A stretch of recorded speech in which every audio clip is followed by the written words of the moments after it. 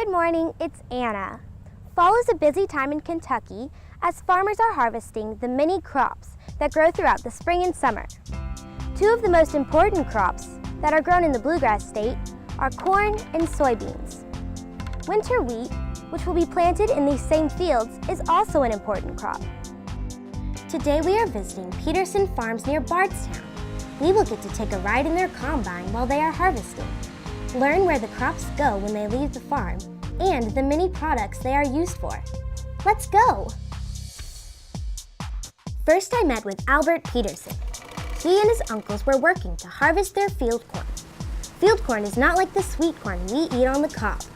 Field corn is left on the stalk until the kernels, or seeds of the plant, are hard and dry. Good morning, Mr. Peterson. Good morning, Anna. Could you tell us a little bit about your farm? Yes, I farm with my father, Bill, and my two uncles, David and Bernard, and we grow several thousand acres of field corn, soybeans, and wheat. This seems different than the sweet corn that I usually eat. What kind is it? Yes, this is field corn, primarily used in livestock feed and some products like corn flakes that you and I eat. How do you get the corn off the stalks? Well, we're really busy harvesting today. Would you like to come and ride along, and I'll show you? I'd love to. Since the Petersons have a few thousand acres of corn to harvest, they use a very large piece of equipment called a combine, and I got to ride along. Albert told me that it takes his family and workers about 30 days to harvest all the corn they grow.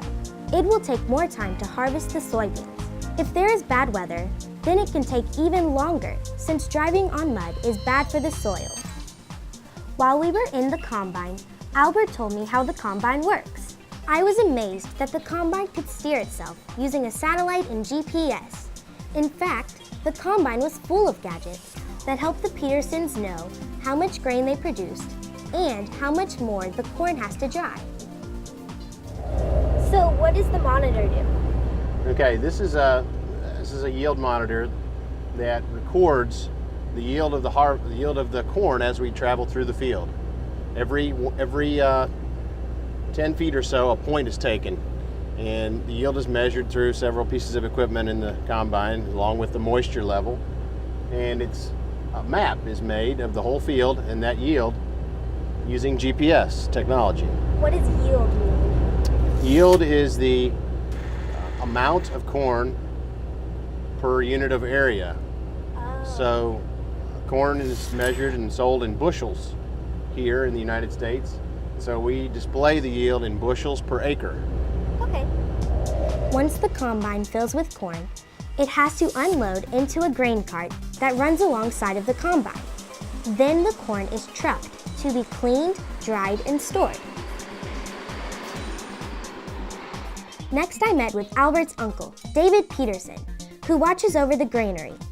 Many times a day, a truck will arrive and unload the corn into the floor. It then moves through a cleaner to remove any corn cobs or shucks. Mr. Peterson also has to make sure that the corn is dry enough to be stored. A grain dryer helps reduce the moisture in the kernels before it is moved to one of the large storage bins. It will stay in the bins until it is time to be delivered to their customers. Field corn is used in many different ways.